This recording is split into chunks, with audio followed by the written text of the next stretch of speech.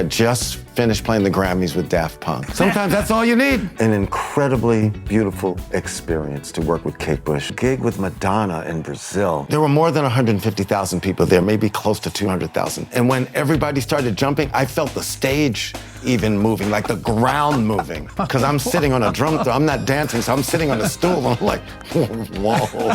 The original clickbait, dude. It was like, Eddie and I were like, we need to drop a dime in the phone booth right now and call that number. 10 minutes later, Patti LaBelle walked in. How old are you, boy? I'm 16. You know, I was 16 years old, right? And I'm going, you could do whatever you want. You're Patti LaBelle. This is a really long relationship that actually started when I was with Sting. Fantastic. Right? You found your drummer. Well, man, those drums sound better than your drums. You should probably do something. I was like, Bradford, shut up. I was like, he's right. A lot of pop stars, you know, they wait for the track to get done and then they do their vocals. Not David. Like their emotional intelligence is very high. Yeah. Have you noticed that with other players you've worked with over the years? No. What's next?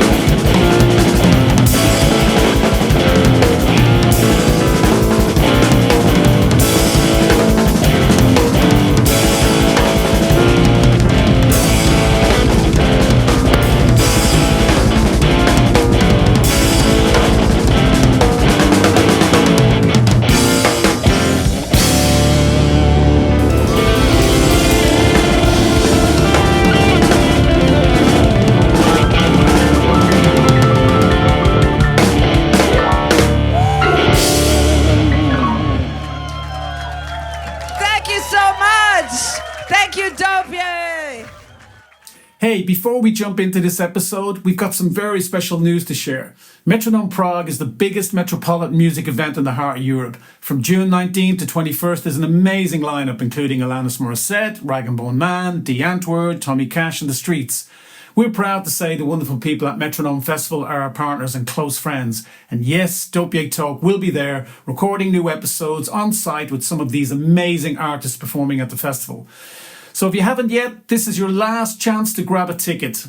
Start your summer with an unforgettable music experience with the magic of Prague, the Golden City. Hopefully see you there. Omar, welcome to the show. Thanks for coming. Thank you, man. Huge, huge pleasure. You played here last night. I sure did. Incredible gig with your wife, Rachel. Thank you. You guys rocked. It was amazing. Thank you so much. You're on the road now? Yes, we are. We are out promoting Rachel's latest record, which is called Sensual. It's been really fun out there with our bassist, John Toscano, who's doing a wonderful job. And we've been promoting the record actually on the road for the last year or so, traveling around Europe and America with music. And it's been fun, man. And where's next after this? After this, we're off to London. Oh, really? Yeah, oh, we've got a gig at Ronnie Scott's, which I just found out was sold out. Fantastic. So that's fun, and looking forward to that. How long are you going to be there for? We're going to be there for a couple of days. One night at Ronnie's, and then maybe a night off, and then we're going to go to Italy. What date is that? You're going to be there? Because I'm just thinking, I'm going to, if you want to come down to Abbey Road and say hello. I would love to, man. Yeah, maybe organize it. Oh yeah, let's do it. I would love to do that. Let's definitely do that. Yeah. So much I'd love to talk to you about, and love to go back to the very beginning, and maybe even talk a little bit about your dad. And, okay. Because I think that's really interesting.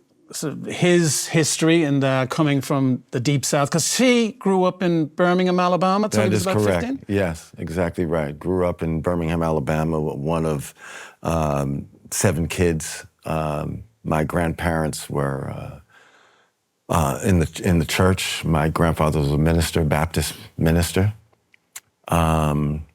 Reverend King, is that right? Yeah, the Reverend King. That's right. My dad's name was Alfonso King as a kid. Wow. He eventually changed it to Hassan Hakim, probably in the 1940s.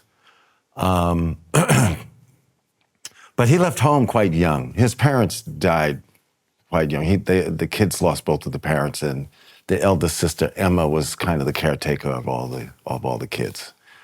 The story goes that Louis Armstrong came through Birmingham, Alabama with the big band. My dad loved Louis Armstrong. He was a big star during this time, as you could imagine, right? And my dad had his horn with him, and that classic story of imagine if somebody got sick on stage and you would get called up on stage to play all of a sudden. Well, that's what happened with him and Louis Armstrong. The trombone player got very, very sick. And Louis spots him in the audience with the horn. Hey, kid, can you read music? And yeah, I can read. And he gets up on stage and plays the show and basically leaves Birmingham, Alabama at 16 years old. Wowza. With the Louis Armstrong Big Band. And it's funny because somebody showed me a book recently of the history of the Louis Armstrong touring bands and the personnel list. And they showed me his name in the book. Wow. Alfonso King, trombone, in this particular book. So, and he played with Count Basie as well, didn't he? He played with Basie, Duke Ellington for a quick minute. So he went through quite a few of the big bands, Jimmy Lunceford. And then when my brother and I were born, he kind of slowed down from being on the road. But then he kept playing. He kept a local group. My uncle, Mel King, was his manager. He had a group called Hassan and the Nomads. Right. So by the time I was 10, I became the drummer for the Nomads, and it was a very embarrassing kind of marketing line that he would use. You know, the Hassan and the Nomads featuring little Omar Hakim, the 10-year-old drum sensation or something like this, which I found very embarrassing. Of course, yeah. But it was a great experience for me, and did a lot of playing with him, primarily playing jazz, and pop songs or jazz arrangements of the pop songs of the time. Right. This would have been 1968, 1969. And around this time, I also started playing with a lot of the local bands with kids my age. Right. And of course, when you're doing that, we are playing the soul classics and pop classics of the time. You know, back then, the Billboard chart was called the soul music chart. You know. Okay. So there would have been, you know, some of the music that I would have been playing with my friends would have been James Brown, Sly and the Family Stone, Earth, Wind and Fire, Motown, lots of Motown, some of the Philly groups like the Delphonics and the Stylistics. So, you know, I'm getting a steady diet of jazz over here and a steady diet of R&B and soul music over here. And then I had a cousin who was really into rock music. And it was because of him that I kind of got turned on to you know, doing a deep dive in rock beyond the sort of the pop charts. Sure. You know? And so I was like a sponge growing up. It was an incredible time because pop radio wasn't as segregated back then. You know what I mean? And you could hear a little bit of everything. On pop radio.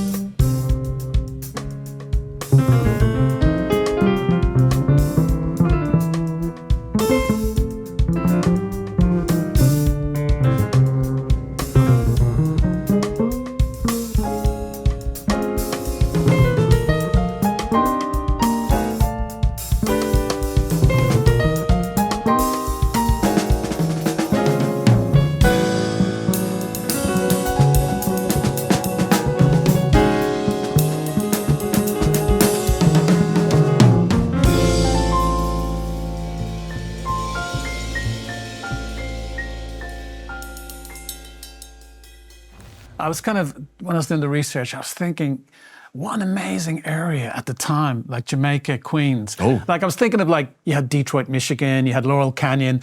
Like, where is like, what, how come Jamaica, Queens hasn't been put on the map in the sense of the amount of amazing players that came out of that area? I agree with that. There was an incredible amount of players in multiple genres. I mean, we're talking incredible funk players. I mean, James Brown had a house there, you know? He could have lived anywhere. He chose Jamaica, Queens, New York, specifically St. Albans. John Coltrane. John Coltrane, they were friends with, my parents were very close with John and Naima. Weldon, the amazing writer Weldon Irvine, also lived there. He LL Cool J. Oh well, now if you go into hip hop, that's a whole other thing. Tribe Called Quest. Tribe Called Quest, LL Cool J, Salt and Pepper. It's a long list of Run DMC. Yeah. You know, Art Blakey, did he have a house there? I don't know if he had a house in Queens, but I do remember going to his house with my dad in Harlem, his brownstone in Harlem, because they were friends. They would attend mosque together, this sort of thing. Wow. So yeah, so I remember seeing all of those guys, Dizzy and Art Blakey. So they were part of your everyday experience. It was part of the community. Imagine that, right? Wow. I mean, I didn't think about it as something different because, you know, there was a club in my neighborhood. It was called the Club Ruby.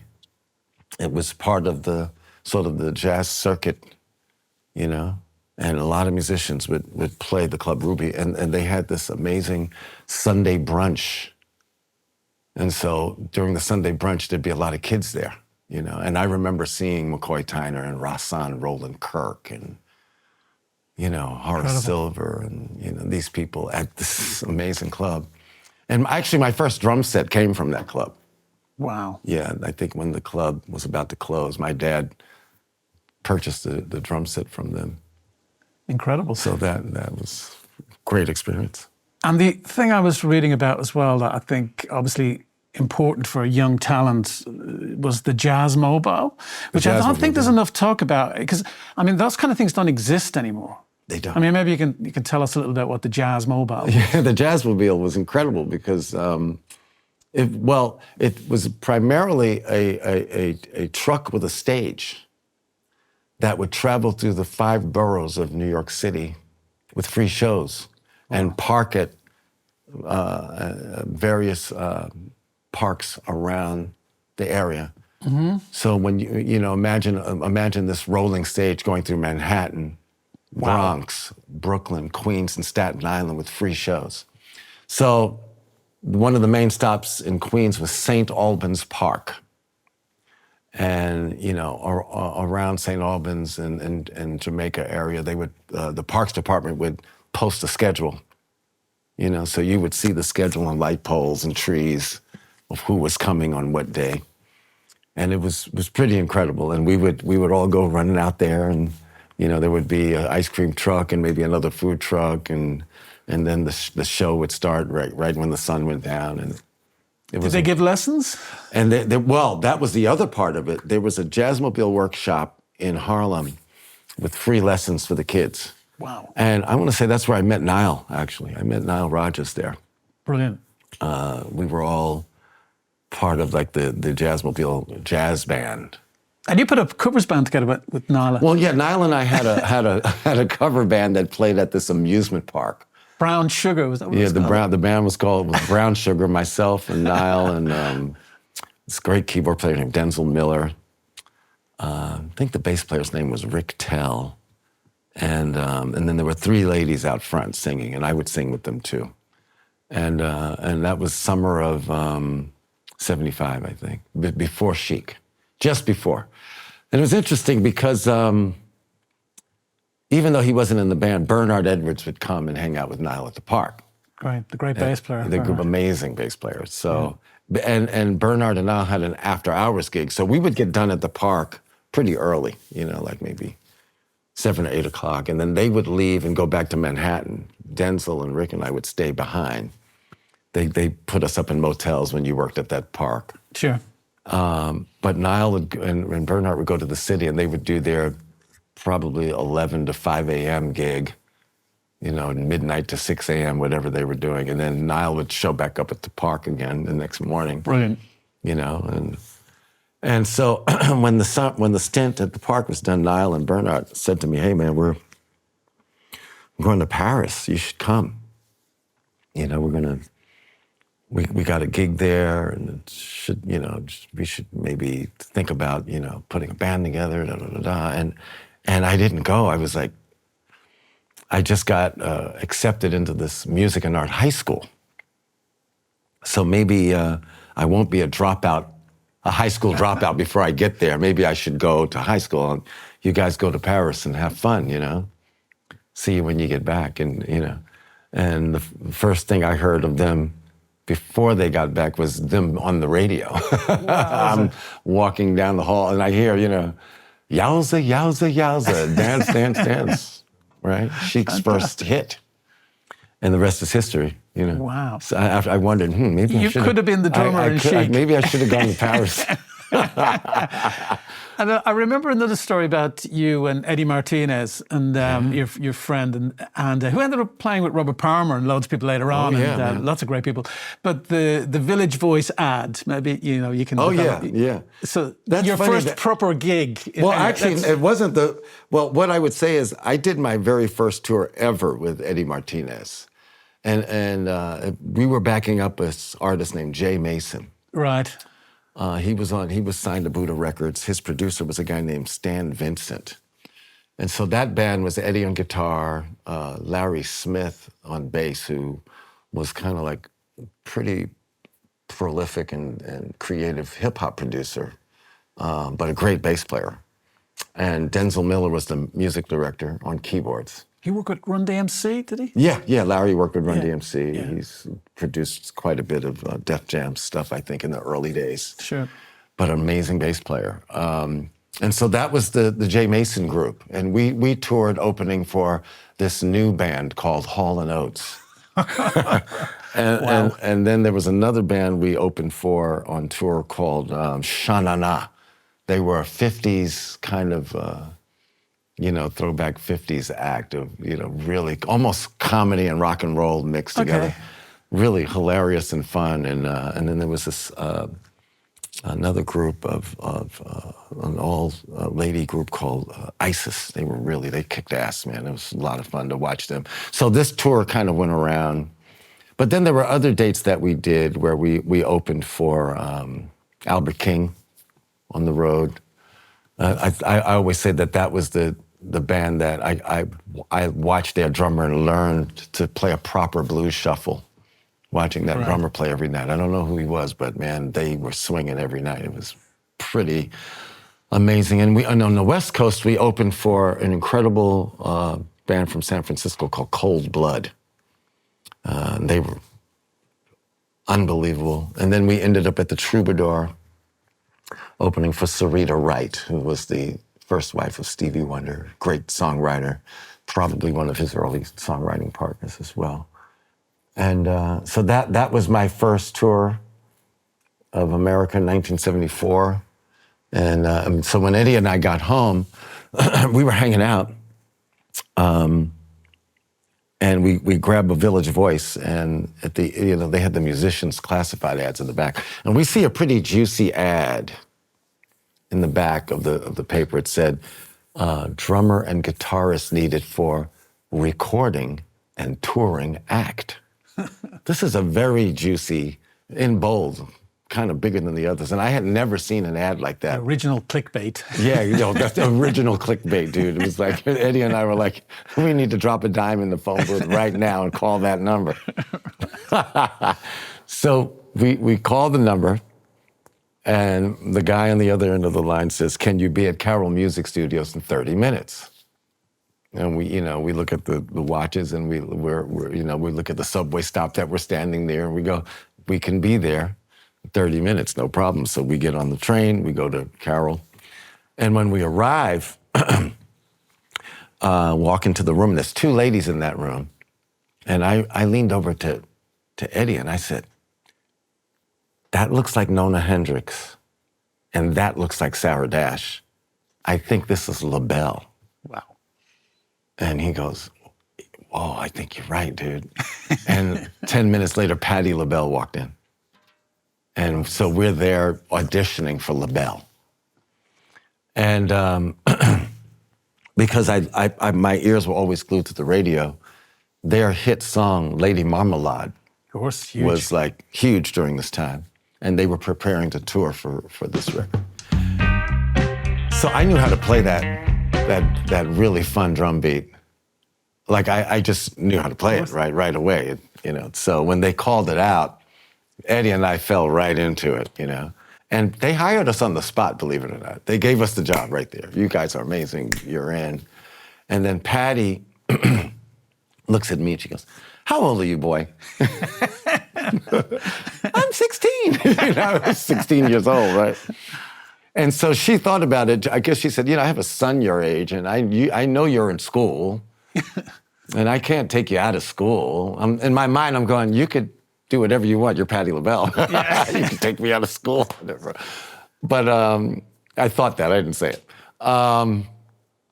But she said, you know, I have an idea. She said... She was in the whole mum routine, basically. Yeah, she did. She mommed out on me.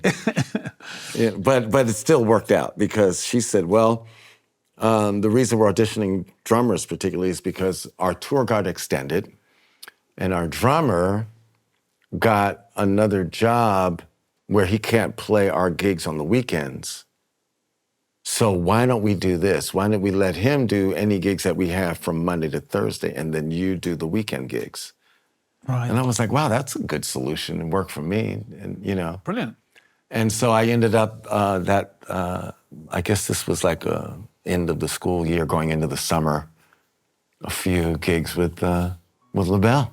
Fantastic. And it was a great experience for me.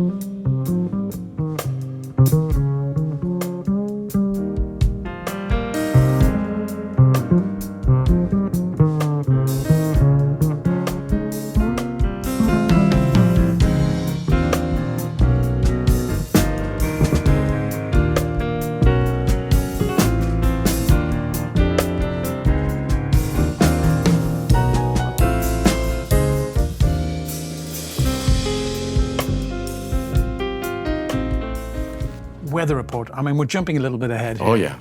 But obviously there's a lot of bits and bobs in between. But, of course. You know, we could be here for 2 days going through everything. There's a book here. Yeah, but so how did the call happen? How did that whole connection? Okay, so apparently when Joe Zawinul and Wayne Shorter were looking for a new bassist and a new drummer, they called 3 people in New York. They called Gil Evans, the arranger, Of course. who did Miles' early records, right? You toured with Gil as well earlier, didn't you? That's a whole other thing. So exactly. So there's the connection. You just put it together. Mm-hmm. I had just finished a tour, my first tour of Europe with the Gil Evans Big Band, right?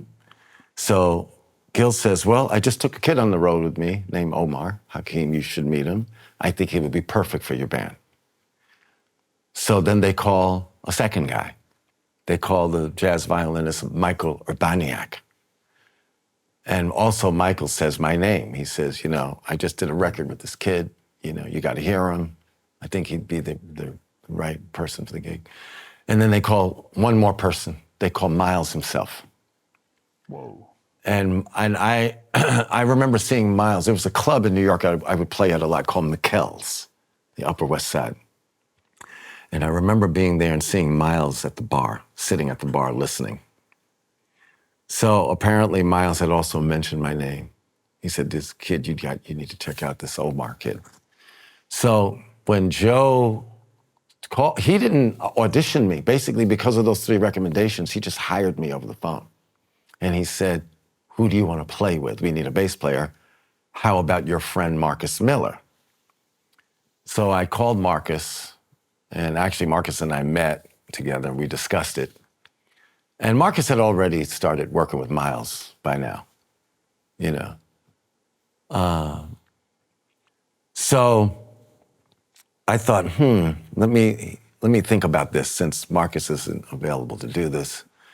And I had a gig. I was just finishing up some tour dates with Hugh Masekela and Miriam Makeba. We had a gig in D.C., the Kennedy Center, I think. It was, and when I got there, Tom Barney, the usual bass player, wasn't on the gig. It was Victor Bailey. So I thought, wow, this guy is pretty happening. So I mentioned it to Victor, you know, Weather Report's looking for a bass player. Would you like to audition for the band? He said, yeah, of course I want. I love Weather Report.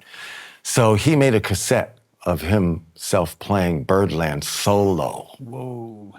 There might even be some videos of him on YouTube playing the this. Stories is famous kind of licks. Yeah. Really difficult. Yeah, so he's playing Birdland all by himself. You know, the melody, the harmony, you know. And Joe loved it and said, all right, he's in. And then he said, we need a percussionist too. And so I called my buddy who I met in the Patti LaBelle days, and Jose Rossi, to play percussion. And so that was the first Weather Report band that I was in. It was Victor and Jose and myself with Joe and Wayne. And we made a record called Procession. That was 82, 83. You did 3 albums. I did 3 albums. 3 tours, 3 albums. 3 albums, 3 tours. So obviously you're still in touch with Nile Rodgers during all this period, and then you get the call from him to do the Let's Dance record with Bowie. That is correct. I was just wrapping up a Weather Report tour, and Nile calls and says, hey, I got this record to do. For some reason, Tony and Bernard weren't available. Tony Thompson. Tony Thompson on drums. So Nile said, listen, you know, we're going to start. And I said, well, your timing is perfect. I'll be home next week. We have one more gig.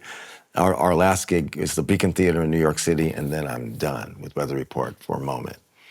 And so I finished with Weather Report on Saturday night. Monday, I'm at the Power Station, New York City. And the first song when I walk in that we record is Let's Dance. Whoa. And it was a fun session, man. I've got to ask you, like, when you heard that song for the first time, did you realize it was going to be a huge smash? Did you just go into the control room when it's kind of more or less there and think this is going to be huge? The first thing I thought was, this sounds a lot different in the control room than it did in the studio, because Bob Clearmountain was working his magic on the other side of the glass with the sound. I was playing their house drum set, which was like a maple-colored Ludwig kit with a Black Beauty Ludwig snare drum. I had my cymbals with me. And the drums sounded great in the room, but they sounded phenomenal in the control room because all of his tricks with the gated reverb and the compression and how he just made the drums sound on that record. And the other thing about it, Carmine Rojas is the bass player on that record. And I remember taking a moment to come up with a pattern that was not sort of the normal pop record pattern. Like 4-bar pattern. Yeah, like a 2-bar pattern or 4-bar pattern.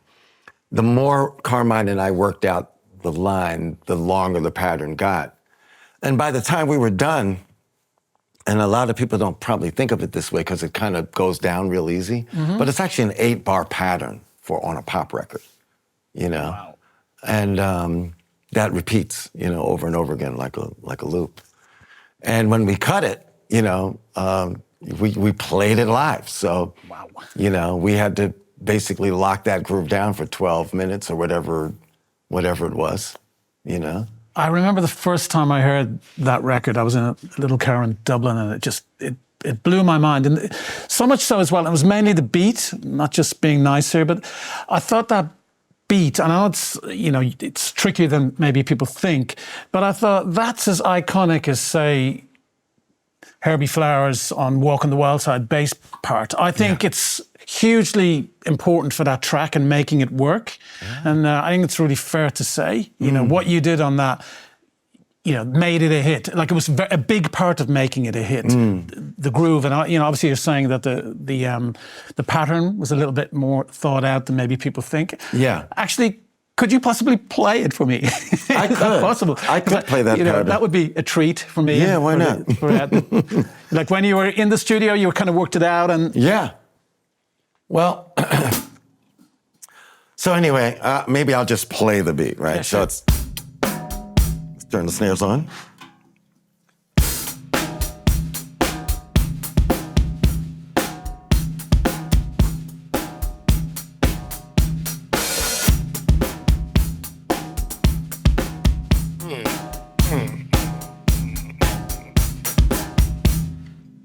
Fantastic. Right?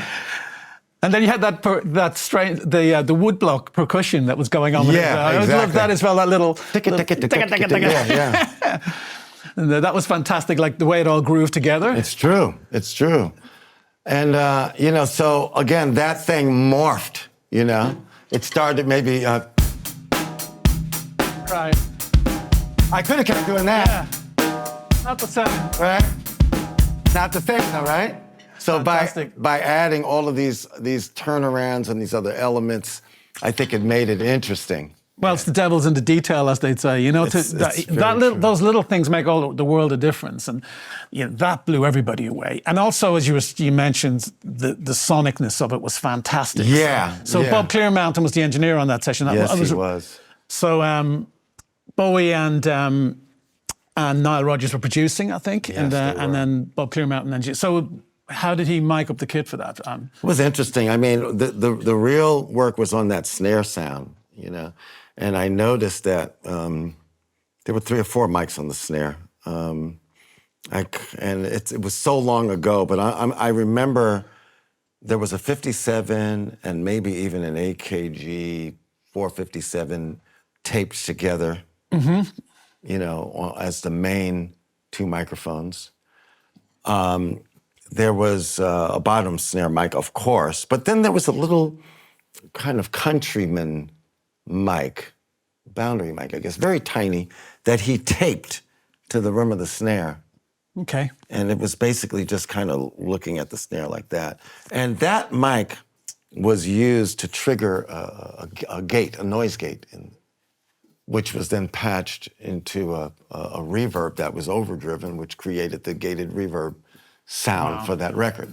Because, you know, I was going to say to you, I mean, did you ever get fed up with the gated reverb sound in the 80s?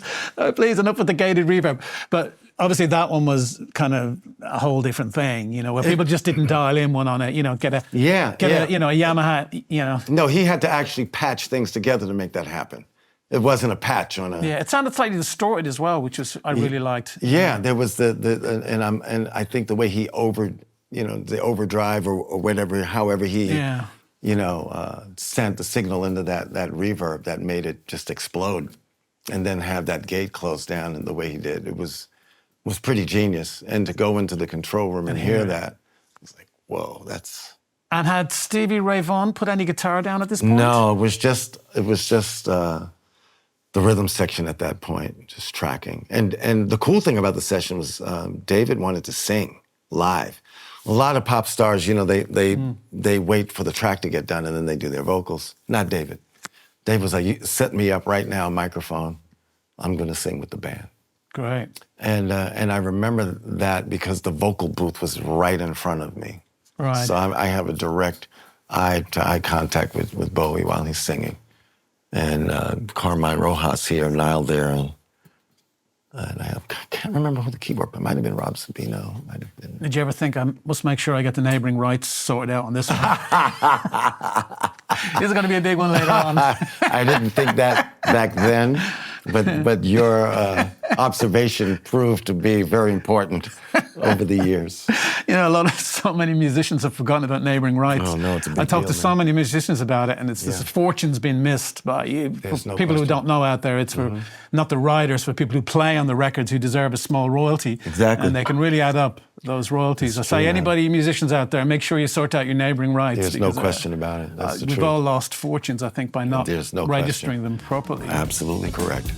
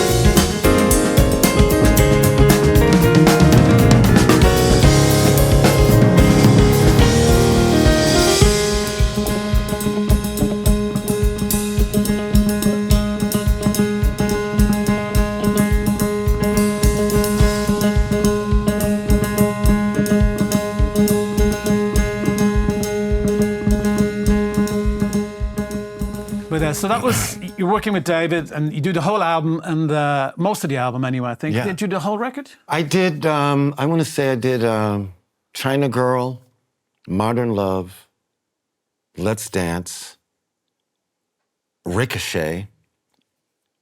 There's one more track. All the hits, basically.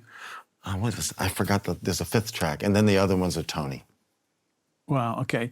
And then when you finally heard it, when it was all mixed, it must have been sensational. Blew me away. I was in a car somewhere when I heard it on the radio the first time, and I was like, wow. Incredible. Yeah, it's like, really, yeah, that's, Nile is just such an incredible producer, and his collaboration with Bob Clearmountain, they just made wonderful records. Yeah, it was magic. Magic.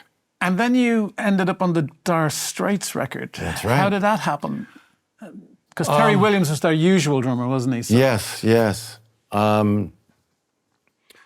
Okay, so at the power station, because I was there all the time doing records, I made friends with a lot of the engineers that worked there. There was an incredible staff of engineers. Scott Litt, Bob Clearmountain, James Farber. It's the Lord Alge brothers. It was incredible. And the call, and it's funny, I'm spacing out a little bit, so I'm just going to take a moment and gather my thoughts here. So the call on Dire Straits. Yeah, the call on Dire Straits. Okay, so one of the other super busy engineers at Hit Factory was Neil Dorfman. Just another total badass. All of those guys I named. Sure. Complete badasses, right? And so I did a lot of stuff in the studio with Neil at Power Station. And in fact, when we recorded the Procession album, and Salvinal had asked me, well, if we get a studio in New York, where should we go? And I told him, you need to get Power Station and get Neil Dorfman, the engineer. So Neil recorded half of the Procession album, actually. Oh, okay. But he was the one that was working with Mark Knopfler. And when the situation changed, I guess, in the studio, whatever happened with Terry, I got a call from Montserrat, from Neil. That's Air Studios, wasn't it? Montserrat. Yeah, exactly. And George Martin Studio. George Martin Studio, Air Studios, right? Montserrat. So Neil asked, hey man, I'm doing a record here, Dire Straits with Mark Knopfler. Are you available? Can you get down here right away? We need to, there's been a situation, their drummer had to get flown back to London. And I told Mark about you, and I think you can come and help us out with this thing. And I was like, of course.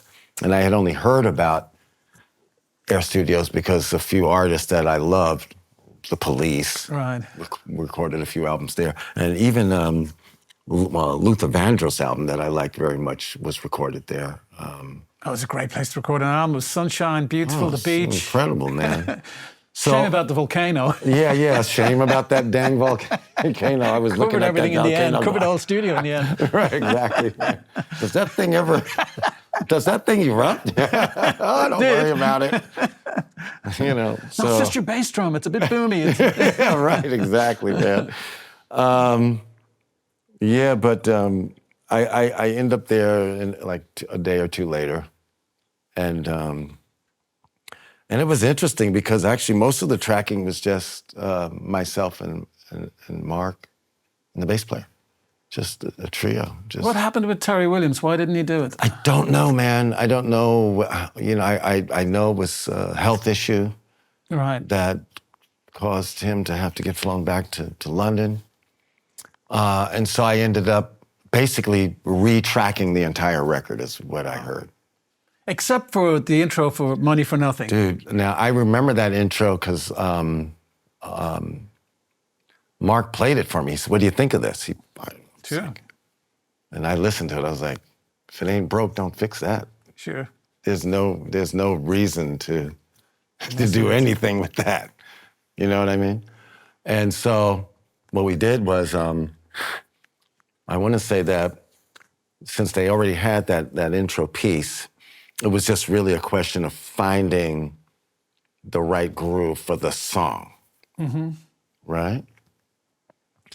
But had everything else been tracked at this point, or? I think it did, but I don't think... That's more difficult than honestly. I don't think they were happy with what they had, so we started again. Wow, everything again. I didn't overdub drums. Right, sure. No, we started from scratch, I think Money for Nothing, they did have a tempo established, so I might have played that one with a click. But most of that stuff, we tracked from scratch. Wow. So, and that was a lot of fun? Of course, man. You got on well with Mark Knopfler? Absolutely, absolutely. As a session drummer, and I had a lot of experience making records. It's kind of like one of the most favorite things I love to do is actually making records. And you learn how to become an effective adopter of ideas. Right. A composer or a writer, an artist, they have a specific thing in mind that they're trying to get to. And, they have a picture in their mind. And my job as a drummer is to find the right rhythmic frame for that picture. And you put the wrong frame on the picture and you ruin the picture, right? Sure. You know what I mean? But if you get the right frame, some paintings need a simple frame. Some paintings might need a more ornate frame. And you have to kind of have the sensitivity and the taste to kind of recognize which moment you're in and go, okay, this one, Money for Nothing, the way he was playing that guitar part, I didn't need to be in the way of it. Right.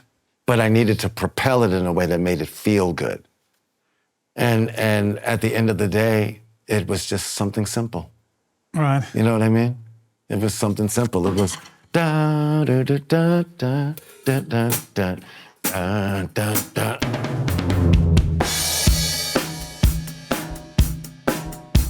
That's all it.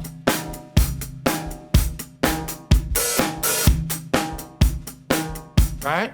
Sometimes that's all you need. Yeah, but it's the swing. It's the swing.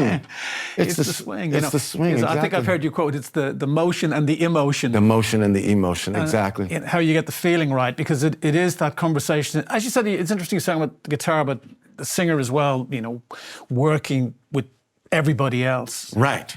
That's right. You're not just thinking, I've got to slam down a beat. You've got to be sensitive to all the elements. You do have to be sensitive to all the elements, and you need to make sure that you leave the space for all of those other elements to come through, to pop in and out, and to create that very satisfying musical puzzle of rhythm and melody.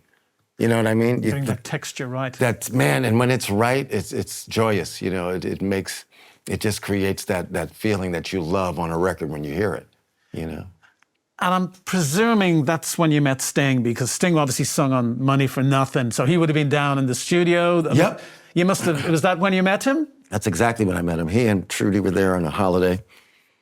And after the session, I remember sitting at the table, listening to him converse with Mark about his new project, how he was leaving the police and he's doing this thing, and he starts naming all my friends.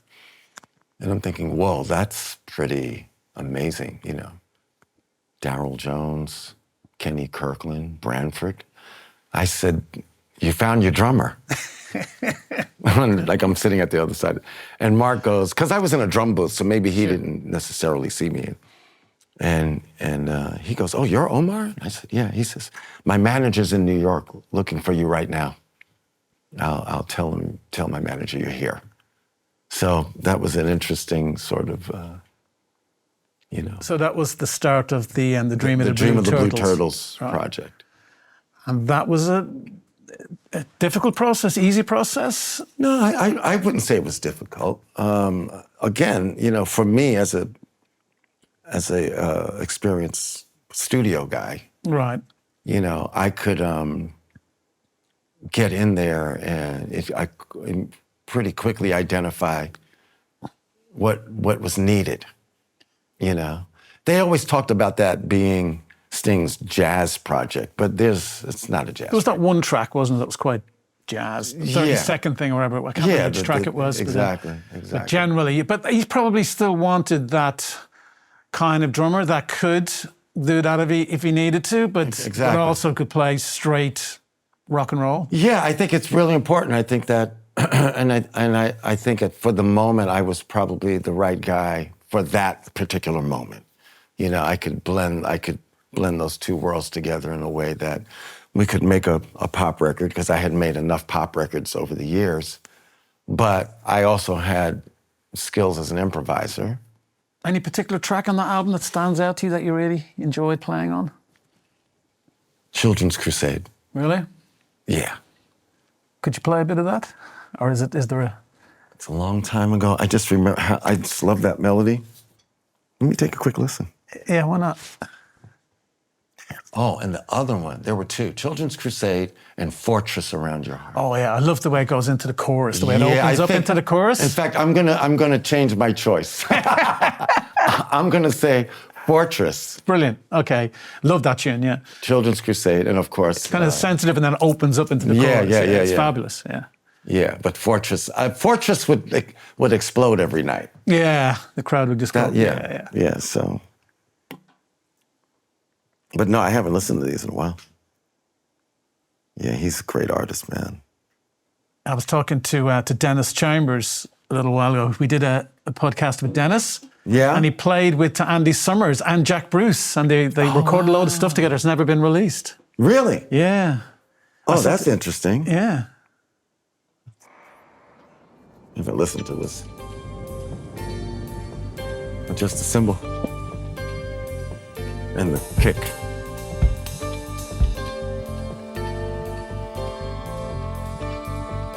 That's what I mean, this space, you know? It's like... Yeah. Great sometimes lyrics. you just need to stay right there. You know, leave the space for the guitar and his voice.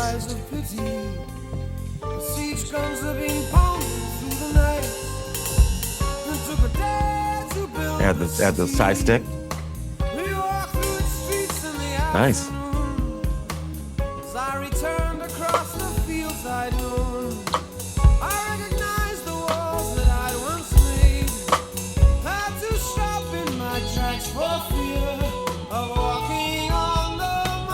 Here we go.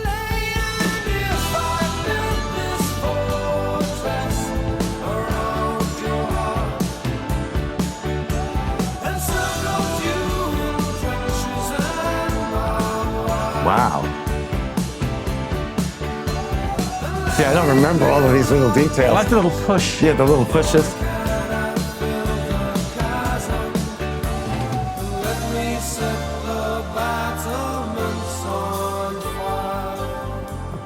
It's beautiful, man. Right. Wow. Okay. Was that on the bell on the chorus? Yeah, the bell is, yeah.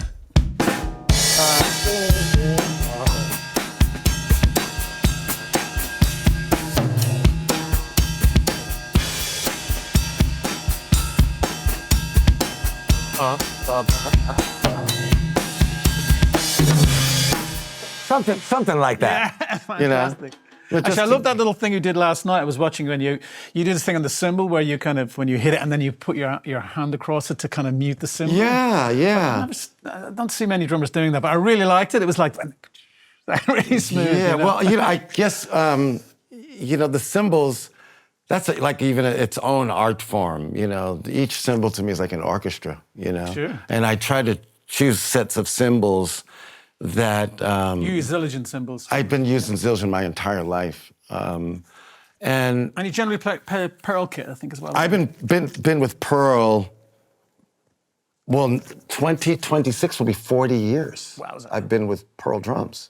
Amazing. So this is a really long relationship that actually started when I was with Sting. I joined the band playing Yamaha. We had some dates to do in Australia. They needed to fly the gear ahead, and the management said, call your sponsors and get drums for this UK tour that we're going to do because we need to send our gear ahead. Right. But Yamaha couldn't provide at the time. They said, well, you got to call a rental company, and we don't have, blah, blah, blah, whatever happened, and so, sorry, and, you're on your own.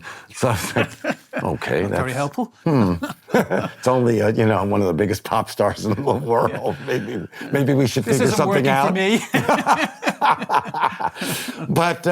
But I didn't worry about it, and one of the guys in the crew said, don't worry, we'll sort this out for you. And I arrived at the first UK gig, and there was a Pearl drum set on stage, and the Pearl rep, the UK Pearl rep at the time, who I don't remember his name, he was standing next to it very proudly as they were gleaming on the stage. This beautiful black lacquer drum set. And I sat down to play them, and I was like, wow, man, this is nice. On top of the fact that they provided the drums, right, which was pretty awesome. In fact, Branford was hilarious. He goes, after I played a little bit, he goes, well, man, those drums sound better than your drums. You should probably do something. I was like, Branford, shut up. I was like, he's right. Pearl? And so that was 85. 86, I signed an official deal with Pearl drums, and that was almost 40 years ago. Amazing. Amazing. I would say in the defense of our friends at Yamaha, those are fabulous drums, and it's hard to buy a bad drum set in 2025, actually. Sure. But my choice for 40 years. And when you needed them, they weren't there. Sorry, Yamaha. But yeah, all good, man. I mean, it's been a great relationship with me and Pearl drums over the years, and I've been a part of the evolution of some of the designs. They've made my signature snare drum, which has been in the catalog for many years now. And we're gonna do we're probably gonna do some kind of a commemorative product, and maybe some cool collectible book or something, just to celebrate such a long relationship, Sure. And the drums are fabulous, I haven't been happier.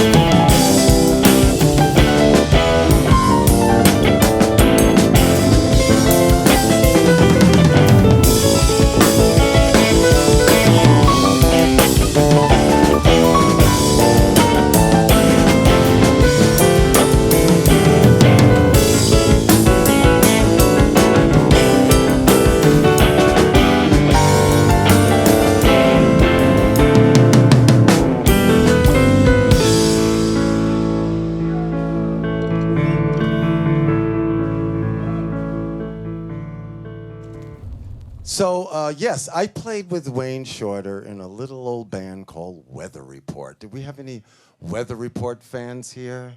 Yes, there's one. There's another. And it was really an incredible experience for me.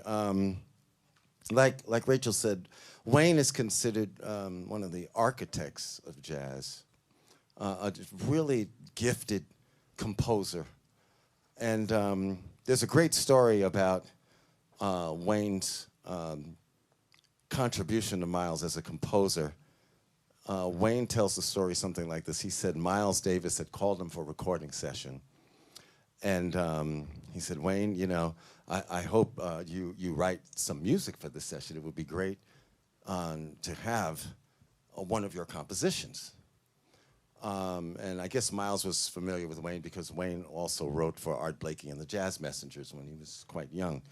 So Wayne shows up at the recording session, and Miles says to Wayne, so what do you have? And Wayne would carry around this book, little book that he would write ideas in, right?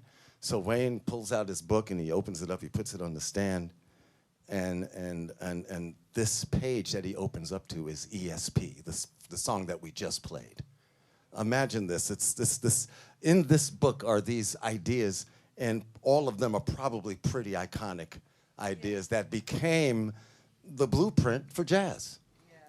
And so after the session finished, Miles said, well, we have another session next week, so when you come, bring the book. Bring that book. So, important. I want to see that book. It sounds incredible. And you have this second snare with you today, and so you sort of tuned up like a piccolo. Yeah. So that's kind of unusual. You don't see a lot of drummers with. I've been doing snare. it for many years, and in fact, when I first started doing it, it was in fact a piccolo snare drum. Okay. It was a 14x3 brass free floating piccolo snare drum that I would always tune higher than the main drum. And then when we started designing my first signature snare, they asked me, what did you want to do? And I thought, well, I need to come up with something that's not the usual size. And there might have been only one other company that was doing a 13x5 snare drum at the time. Right. And I thought, well, why don't we do African mahogany 13x5 with a very simple but smooth throw off. Sure. And the reason why I wanted to go with that size is because it put it right in between the tuning range of a piccolo drum and say a 14x6 or 14x5 drum. So I always call that drum sort of like my alto snare drum. Can you hear it? How you use it, please? Well, this isn't that drum. This is a substitute drum. So this isn't my usual signature snare. This isn't the usual. But just how you use it within your setup. But how I'm using it is, I have it tuned.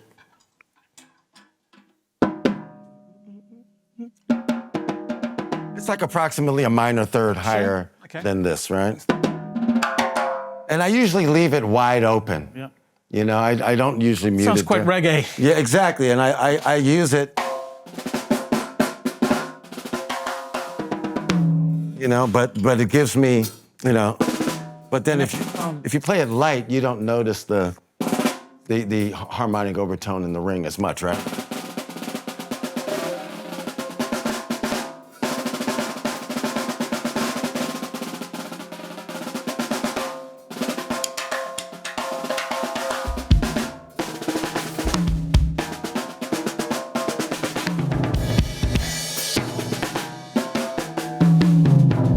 Sometimes even for solos, it just, you know, it's really nice, right?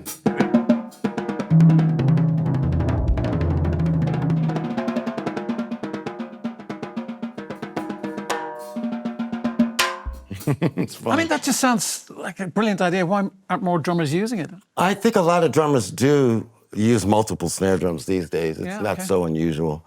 I think I went to see Chris Daddy Dave recently somewhere, and he had like maybe 4 snare drums, Right, in his okay. setup, so. Just jumping ahead a little again, Miles Davis. Had to be a bit of a moment working with Miles. Yeah, I never toured with Miles. You played on Tutu though, didn't you? But I played on the Tutu record. I played on the Amandala record. It's another record that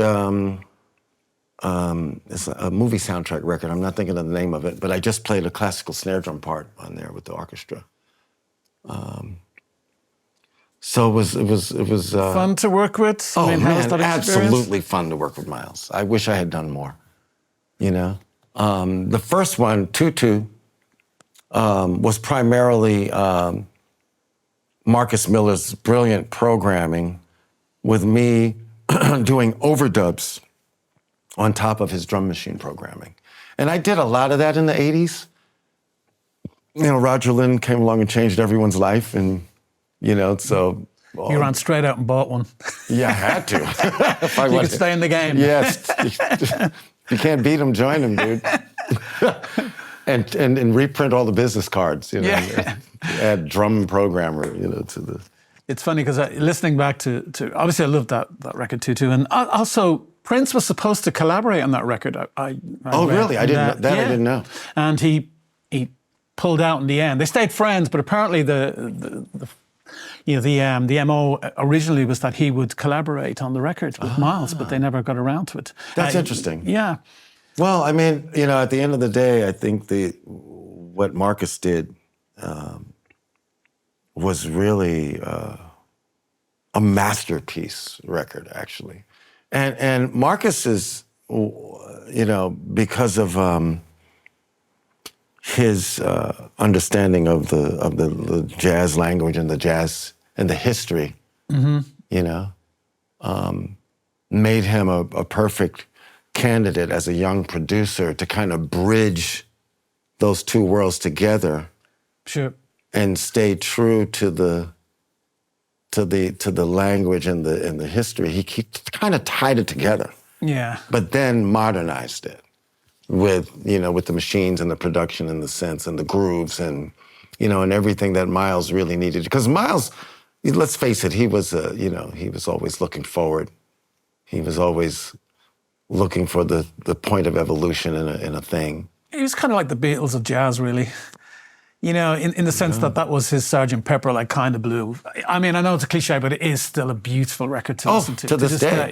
This day. 1959, and it still sounds perfect. Exactly, man. I put that record on to this day. Me too. Still. And gorgeous.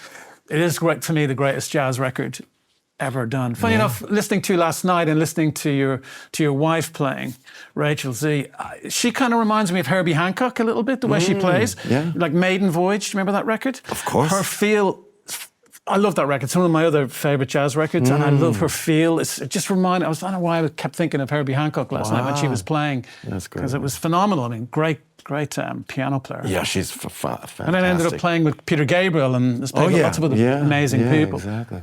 Anyway, I digress.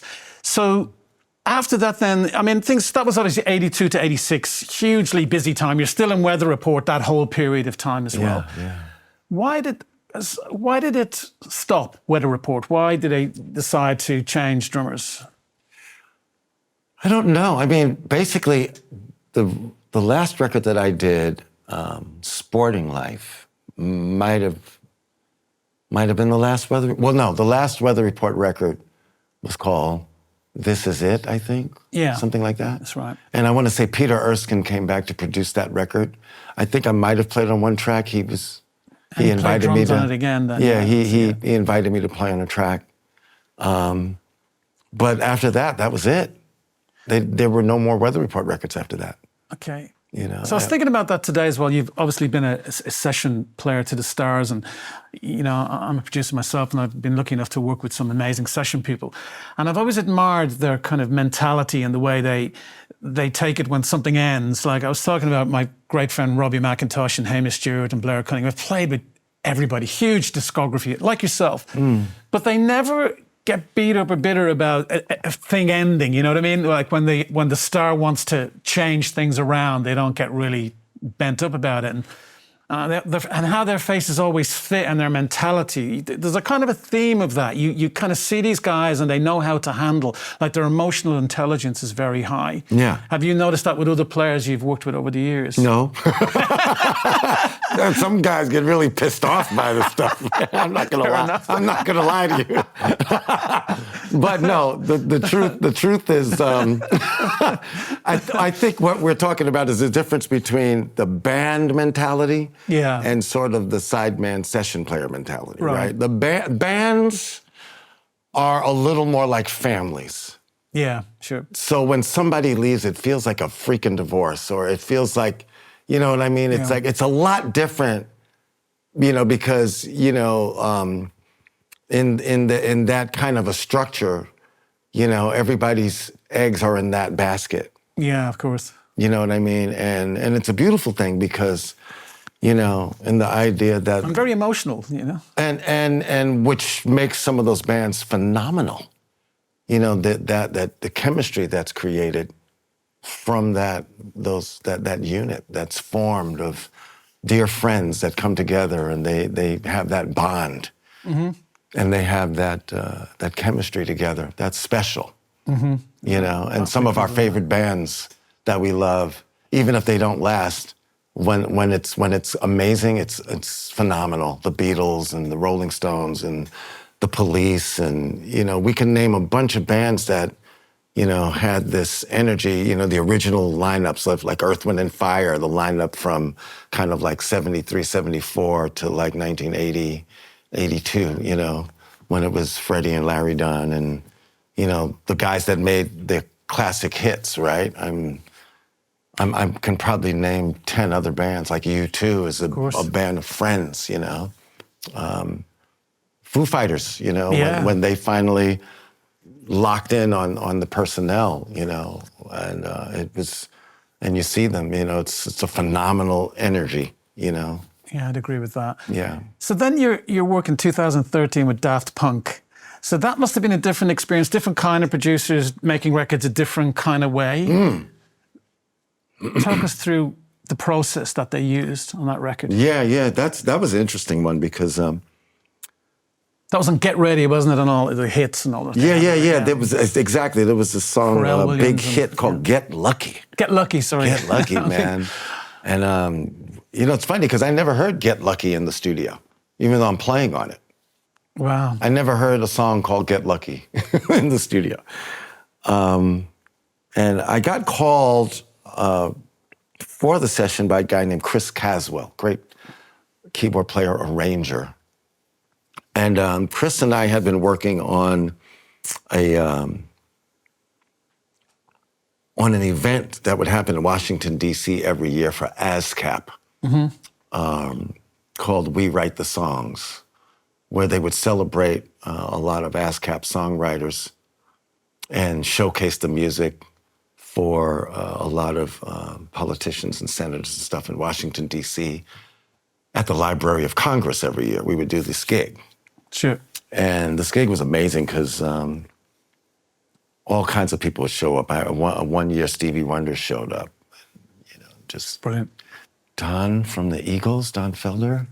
Oh, okay. He played one year. I mean, it's so many people. I mean, even Tony Bennett came one year. I mean, the guys who wrote Cyndi Lauper's hits, right? Time After Time. It was a fun gig because you never know who was going to show up. And so they needed a band that could kind of play every style, from rock to like jazz brushes, you know. Sure. And so it was a fun gig that I did for, you know, like maybe 5 or 6 years with Chris Caswell. One year, I guess it was 2013. Maybe even 2012, 2013. He said, I'm working with Daft Punk and they would like you to work on the album with them. He said that they've already started the record with J.R. Robinson on the West Coast, but they're planning another set of sessions. Would you be interested? Yeah, of course, that would be fun. So in my mind, I was thinking, well, it's Daft Punk, so it's probably more of a programming thing, you know? So then I thought, you know, I'll bring V drums and maybe between whatever machines they're doing and whatever overdubs I can do with V drums, and then we'll do their electronica thing. It'll be fun. And the robots were like, no, we want acoustic drums. Wow. It's not what you think.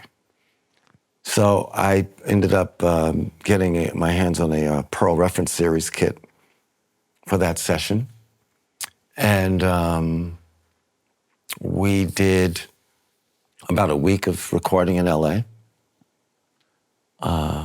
Don't remember the studio at the moment. It was myself and James Genus on bass from the Saturday Night Live band, and Chris Caswell and the robots. Mick Gazowski was the engineer. And what they did was they had, Tomas had some ideas for riffs. There was a keyboard set up there. And so they would play like these 2 and 4 bar riffs for us to jam on. And so James and I would cop the vibe, and then they would put the machines in the record, and we would jam for about 15 or 20 minutes. And we did this for a week, and at different tempos, different types of grooves. They were logging everything in, tempos and keys. And what I realized was that they were making their own live record production kit. You know what I mean? Library of sounds. Library of sounds, you know? Wow. And from all the individial players, obviously. From all the individual players, because you have separate takes of everything. Separate takes of you have these drums at 100 BPM, and then do we have anything at 105 BPM? Whatever, right? And you can just kind of mix and match these things. So when I heard "Get Lucky" the first time, I didn't recognize it as something that I did. What I did recognize was Pharrell's voice. I recognized Nile's guitar. We're driving. Because Niles was producing, wasn't he, with the band? At that moment, no, he wasn't there for that session. He was just playing guitar? He was, yeah, but he wasn't even on the session playing guitar. Oh, really? Okay. No, he wasn't there that day. Oh. It was just me, James, and Chris. I see. Right? And so, literally, a lot of these things were put together in Paris after the fact. Right? Okay. And we're driving in the car, and Rachel and I are listening to the radio, and it's like, yeah, I recognize, like I said, Nile. I recognize Pharrell. Cool song. And she goes, wow, whoever that drummer is, that hi-hat stuff sounds like you. That sounds like, something that you would do. And I said, yeah, maybe, I don't know. And so we're listening. At the end, the DJ goes, and that was a new one from Daft Punk, Get Lucky. And I was like, yep, that's me. You were right. Funny stuff, man. And then when I finally heard the record, I thought, wow, they did a really good job mixing and matching all of these elements that they collected over the months of recording in LA, and turned it into this really interesting pop record, That leads me on to the question of how has your relationship with music changed over your career from the very beginning now to like working with Daft Punk and the way they're working? How would you feel it's changed? It's a good question, man. Well,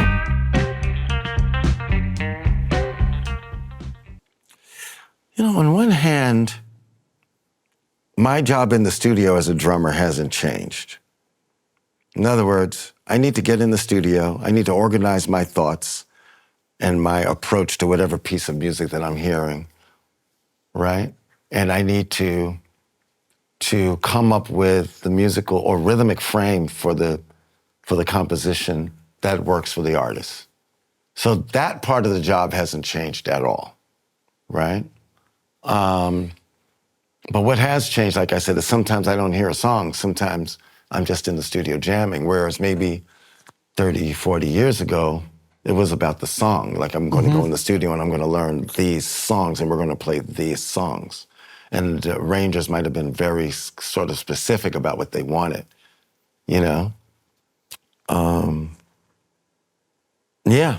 so that's my first sort of response to that when I think Because you've about always kept up with technology.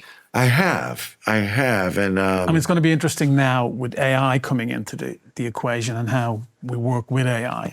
But my own view on this is, for what it's worth, is, you know, I still think there will always be something about the magic of human beings getting in a room together. This kind of separation thing, people just working on records in their bedrooms. I don't know if that's going to be for the betterment. Look, it's all about, I know, you know, context.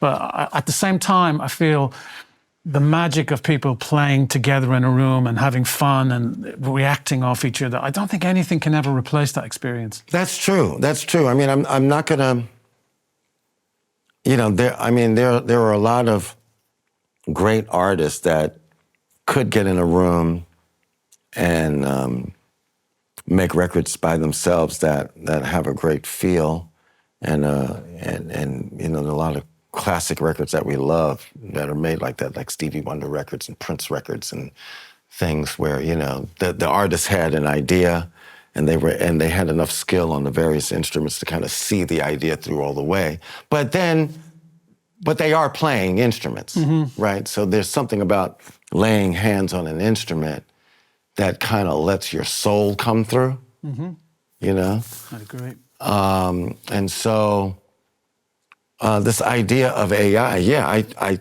see what people are doing with the AI. And I think that the AI replicates a certain surface experience. You know, if it's taking data, you know, it's able to kind of look at the surface of the thing and kind of give you that. But what it can't do is go beneath the surface to what the soul experienced that caused that emotional thing to happen that created a final product that the AI is trying to sample or trying to, you know, the one thing that it will never be able to do is replicate the human soul. I think what worries me or concerns me is the fact that, you know, the idea of patience is going out the window. You know, people have to be patient and take time to learn things. And absolutely. And I think that's a worry going into the future. And it's technology is doing that to young people where they just have no patience. I was just reading a thing about vertical dramas the other day. Like, there's going to be a new whole thing coming out called vertical dramas, and the dramas are 1 minute long. So, and there's going to be a series of episodes because, you know, people's attention span, it's just crazy. Yeah, and you know, this is going to be a serious argument because I'm sure even people wouldn't even agree with what I'm saying about the soul of the thing, the soul of the feeling of the thing. But it is true. I've been in a few restaurants very recently where music has come on, and I'm listening to the music and I'm going, I don't feel anything. Elevator music. I don't feel anything. I felt more from elevator music because some of the elevator music from back in the day was actually a bunch of humans in a studio in an orchestra playing some of those things. So you could feel the rosin of a bow on a string, you know, playing melodies. And at least you could, whether that was your taste, there was a sense that there was a human element behind it. But I've been hearing some things. I even heard about 3 weeks ago, Every Breath You Take. And as I'm listening to it, something hit me funny. I was like, wait a minute. I thought that was Sting, but it's not Sting. Like, that's not Sting. But it sounds just like Sting, but it's not Sting. Right. Then I was like, oh yeah, listen to the drums. That's not Stewart. And then I was like, then I put my fork down and I was like, what's going on here? Like, this is weird, you know? And unfortunately, what I would say about it is when you have the original recording of Every Breath You Take by the Police available to be played. It's perfect. Why the F would we need to redo that to make it sound like that? Well, the reason we're doing it is because we don't have to pay. Well, they want to own the recording. Yeah, we don't have to pay the police for their Yeah. fucking excellent work. Like, really, guys? Yeah, Like, exactly. you know, we're gonna collect how much a month in subscription fees? Well, you know, on Spotify, 70% of the money goes to whoever owns the recording. So, you know, if you think about it that way, someone will make a lot of money from that and fooling Yeah, but people. did they not earn it? Did they not? That's terrible. I agree. Did they not earn? You know, all of the study on all of the hours of songwriting, all of the hours that musicians all over the world put in to become excellent at their craft. Mm-hmm. But then we can say that, well, we don't really need to pay them for that. Now, do we? They don't really deserve to be paid for their work, do they? Like, that's crazy when I consider how much money streaming services are making in subscription fees. And even if they're providing the streaming service for free, how much they're making in ad revenue. Yeah, it's huge. So I'm thinking to myself, if a band like The Police or any artist of today makes a great record that makes us feel stuff, that they don't deserve to be paid for their work, like, that's insane to me. Mm-hmm. That this is even a conversation, and that people can kind of walk off with the majority of the cash, while an entire middle class of musicians that are trying to come up can't get paid. So it's kind of scary. And now you're saying, oh, well, AI is great because now we can make fake records that sort of sound like The Police. And maybe most people won't have my ear, so they won't notice that that's not really Sting. And that's not Stuart Copeland, or that's not your favorite artist actually singing anymore. That is a robotic facsimile. Yeah, the law's got to come in here and stop, because it's passing off, really, isn't it? Let's be honest. It is passing off. Like, you think it's the original, but it's not. It's not, man. Yeah. And the only reason, again, if I was eating mindlessly and not kind of paying attention, but being a musician and being a music fan, and I'm like, oh, yeah, I love that song. And then, wait a minute, that sounds like crap. So it's not them. Just getting back onto the emotion of music. The emotion. I remember one of my top 3 amazing moments of a performance, seeing a performance. You were there. Oh. And okay. It was in London. And I see if you can guess who it was. It was at the Hammersmith Apollo, and it was a series of gigs.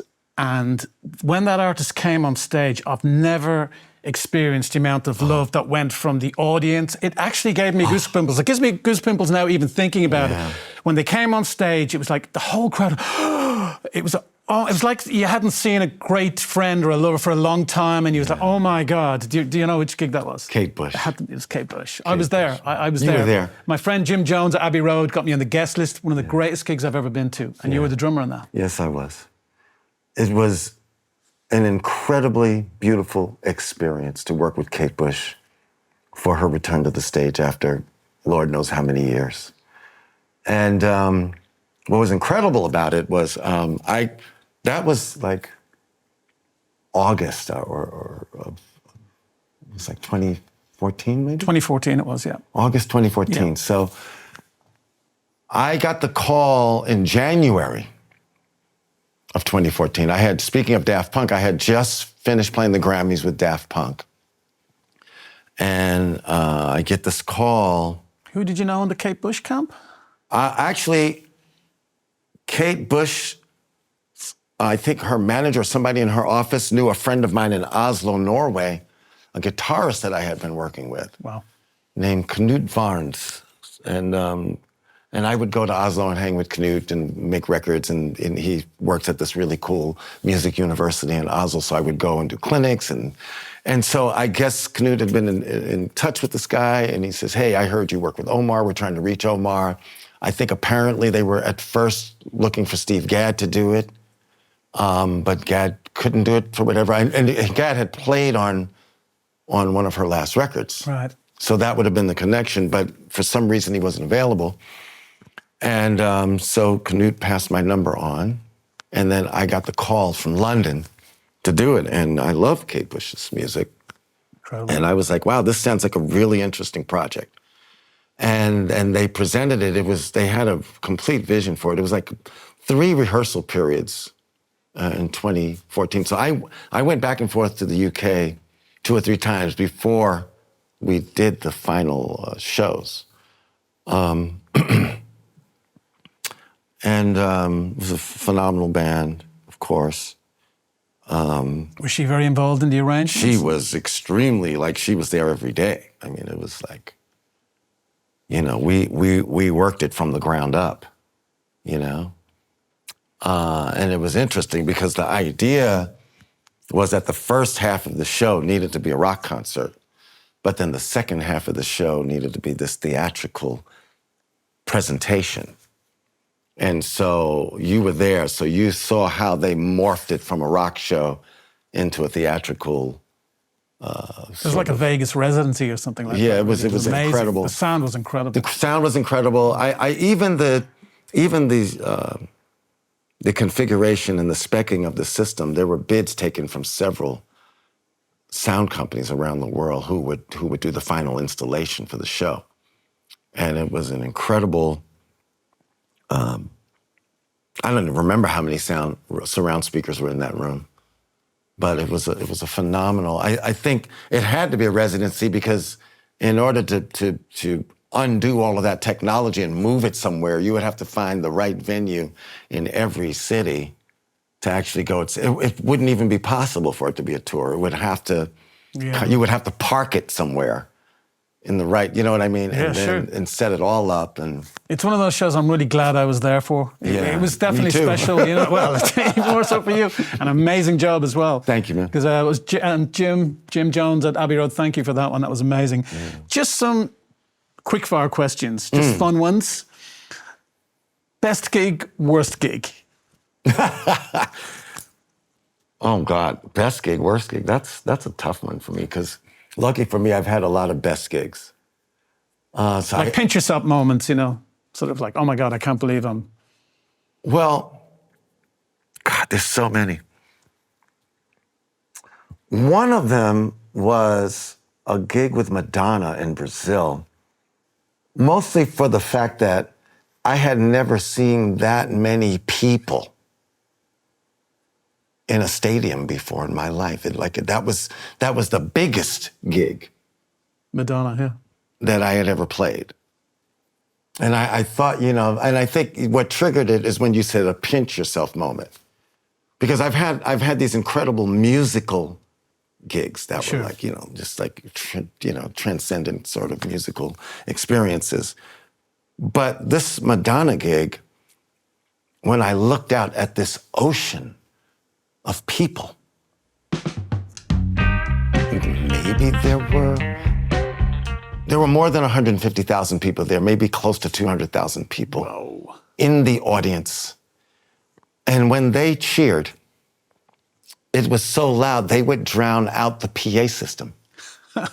Like the Beatles back in the day.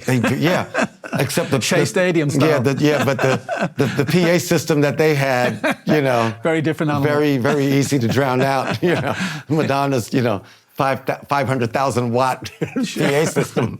You know what I mean? And these kids could drown that out. I was like, that's incredible. I remember she had a catwalk that went from the stage, and there were monitor speakers all along that catwalk, and she kept saying, I can't hear myself singing. Incredible. Because the crowd of 150,000 to 200,000 people is so loud that they would drown out. That's amazing. But that feeling of looking out at that much humanity, of people partying together, jumping up and down together. And I kind of remember being on stage, and when everybody started jumping, I felt the stage even moving, like the ground moving. Because I'm sitting on a drum, I'm not dancing, so I'm sitting on a stool, and I'm like, whoa, you know.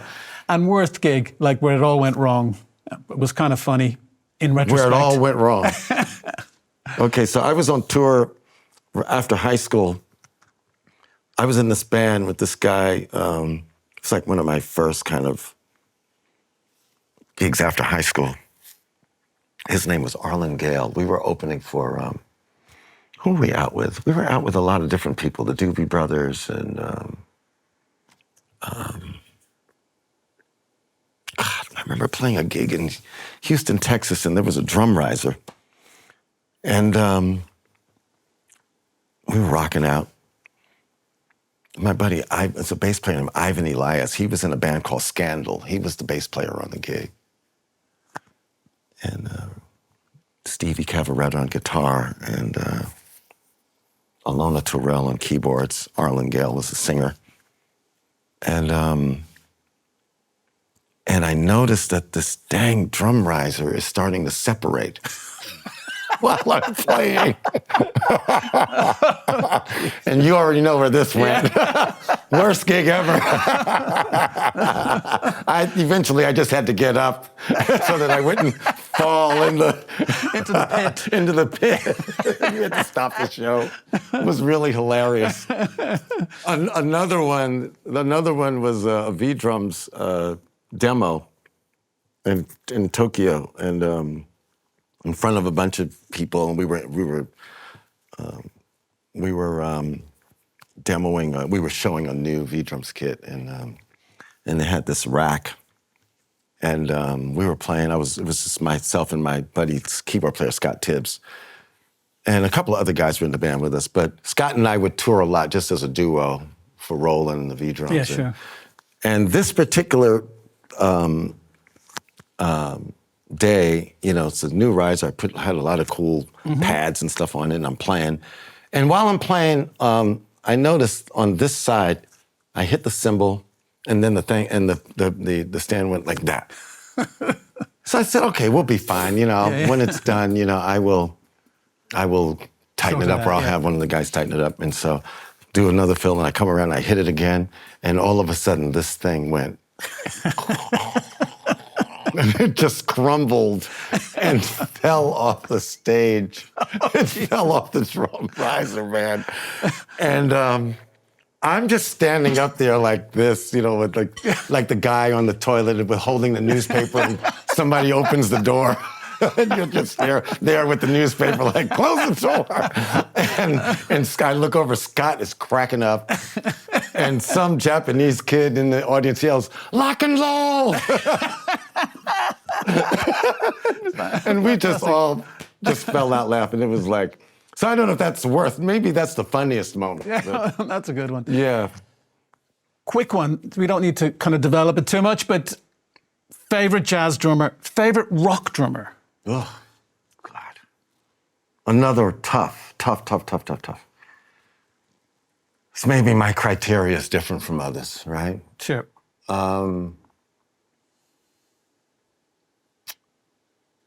Wow. This is hard, because if in the jazz world, there's the criteria, where do I start? Is it chops, or is it how they make me feel about the music, right? Mm-hmm. Or is it a combination, and there's all of that in between, right? So when I think about how somebody makes me feel in jazz, then I think about Elvin Jones, right? There was just something, there was a rawness to Elvin, and there was something about the way he approached things that touched my heart. Sure. Right? But then along that same spectrum of Max Roach and Philly Joe Jones and Buddy Rich and Tony Williams, and there's so many people that I love, that for me to say there's one when I was influenced by all of them for one reason or another is really, really hard for me. I understand that. And Art Blakey, obviously, as well. And Art Blakey, exactly, who was kind of like the first drummer I remember hearing out of the womb, right? Like, he's like the first drummer in my ears, because my mom and dad loved Art Blakey and the Jazz Messengers. So see how it's so easy for me to forget, or to, And on the rock side of things, it's sort of the same. I mean, wow. Jimi Hendrix's drummer in The Experience, right, I'm just spacing right now, right, because, okay, so I'm just gonna, I'm embarrassed. Mitch Mitchell. I'm embarrassed that I couldn't think of his name at that moment, because I I enjoyed his playing. There was a swing to his playing, even though he's playing rock. And I think I always lean toward the guys who have a certain kind of a swing that gets me. You know what I mean? Don't mean a thing if you ain't got that And swing. if it ain't got that on it. But I also like Gregorico. You know who that is? No, the drummer for Sly and the Family Stone. Oh, well, enough Sly and the Family Stone, of course, yeah. Yeah, he had a great feel and swing.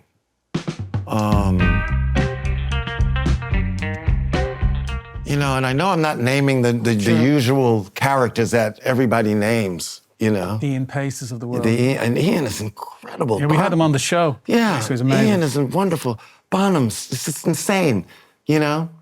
But there's some other guys Like, who's the guy who you learned the most from, you think, as a rock drummer? Like, that rock side of your playing. What did I learn the most from? Yeah, who you studied a little bit more maybe than the rest.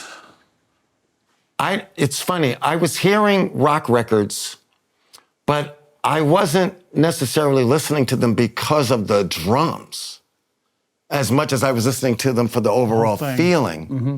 Because as a jazz drummer, I wasn't experiencing the rock beats in and of themselves as sort of these separate things that were like difficult to play, but I was analyzing them from more of how they fit inside the music and how they made the music feel. Right? Sure, So I was listening to records by the Beatles and by the Stones and by, you know, everything from, you know, Elton John's early records. Great records. Right? When I think about this American band called Grand Funk Railroad. Amazing. That dude was mean. There's so many guys. Right. Yeah, but again, I was relating to them differently than I was relating to the jazz drummers. You know what I mean? Sure. It's a tough one. It's a tough one. It is hard. Bernard Purdie is another guy that I love. Purdie shuffle. I love Bernard, man. Did you learn that shuffle? I think so. The Purdie shuffle. Yeah. I mean, I played in so many local bands where I had to. And see, I guess that's the other thing. It's when you talk about this, because when I would sit down as a kid to learn songs. Sure. You know what I mean? Not only would I be learning drum beats, but I'd be listening to bass lines and guitar parts, and I would be looking at how the drums fit inside of all of this, you know? But the drummers that excited me the most were people like Billy Cobham and Lenny White. Because I was like a young teenager when Mahavishnu... Return to Forever, wasn't it? Return to Forever and Mahavishnu Orchestra. Yeah. And when Narada Michael Walden came along after he was...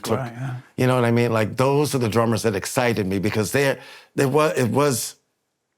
were playing with the power of rock music, but they were freaking my mind out with possibility. That was a little bit beyond, you know. You know what I mean? These guys were really exploring possibility. Right. And I think that when I wasn't playing in a local band, playing cover songs, I wanted to expand my imagination. As a kid, I wanted to know what was possible. And so I spent a lot of time listening to the Mahavishnu Orchestra and Return to Forever and these kind of things. And they're complicated records. They're really complicated records. Yeah. Yeah. If you were to give advice to a young drummer today, what would you say? Listen to everything. Open up your mind. Become a sponge.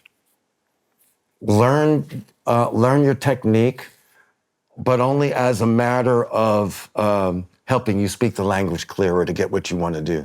Not to make it the sort of the basis of your playing, but make it the basis of your vocabulary. Right. I so that you could speak your ideas clearer. You know what I mean? So many guys are like, you know, oh, I don't need to study. I don't need to do this. I don't need to do that. And maybe that's true. There's a lot of great natural naturally talented musicians, you know? And for a long time, I would say even I was self-taught up until a point, but then I did get with a couple of people that really helped me out, and they were able to kind of show me things that helped me take it to the next level. Well, the fact that you're able to morph between jazz and pop and rock, I mean, you've had a huge career because of that, because you learned the language. Yeah, and at the end of the day, that's what music is. It's language. You know what I mean? So the more language you have, it's like the guy who speaks the most languages. Everybody has that annoying friend that speaks 10 languages. You know, like you go no matter where you go, like, dude, like, how did Urdu? When did you learn to speak Urdu? You know, it's like, really? You know what I mean? And they can go everywhere. Yeah, exactly. You know what I mean? And just really like have a great time. You know. And so in my mind, you know, that's how I was thinking about it. Well, with music, if I can immerse myself in, you know, these different styles and really go out and have fun and just not try to go out there and typecast myself as a drummer. My goal as a musician was to just become a worthy collaborator in any musical situation. That was what I was hoping to do. What's next? Well, about a year or so ago, I sat down in front of the fireplace with some ideas for some songs, and like around 9 at night, and I sat in that chair, and I noticed like I was just I kept writing ideas, and when I emerged from that chair at about 5 in the morning, I had song lyric ideas for 9 songs, which had never happened to me before. I'd never written that many ideas in one evening, and so I thought, you know what, I'm gonna just take the next couple of months and just record these things one by one. I'm not gonna overthink it. I'm gonna dust off my guitars. I hadn't been playing guitar in a while. I was like, let me just have some fun playing guitar.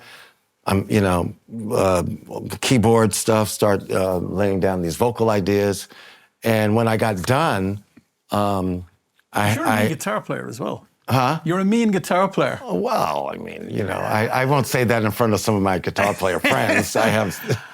But I came up with this project that I decided to call the Sonic Boom Squad. Great name. And it's a fun record because it's kind of like me exploring my kind of rock, funk, pop roots of when I was a kid and all of those things that we talked about. Like, well, what happens if I blend all of the stuff that I grew up loving into like my own perspective, I guess. And so I started just releasing singles one by one last year of Sonic Boom Squad songs. And I kicked off another sort of series of releases for 2025. The last one is called You and Me, just came out. And the next one will be out in a few weeks. It's called To Be With You. It features my old buddy, Vernon Reid on guitar as well. Great, from Living Colour. From Living Colour, yeah. So Sonic Boom Squad is starting to play gigs around, and it's been really fun for me to like step away from the drum set and kind of get in front of a microphone with a guitar. That's like kind of new for me. But it's fun because I've always sang. I've been, sure, you're a good singer as well. Yeah, I've sang in back up and lead in local bands when I was a kid. So that's not new. And anybody who's known me knows that I've always carried around a guitar with me on tour because it's sort of like my companion in a hotel room. You know, it's like it keeps me company. You're becoming the band leader. I'm becoming the dang band leader.